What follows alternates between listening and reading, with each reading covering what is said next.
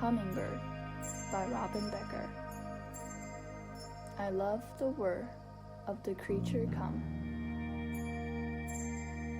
to visit the pink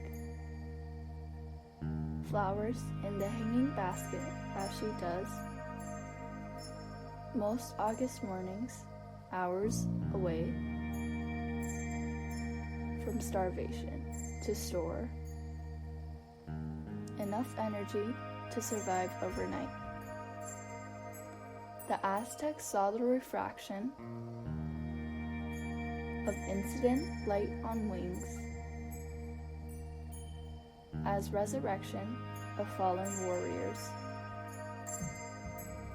In autumn, when daylight decreases, they double their body weight to survive the flight across the Gulf of Mexico. On next to nothing, my mother flew for 85 years after her death.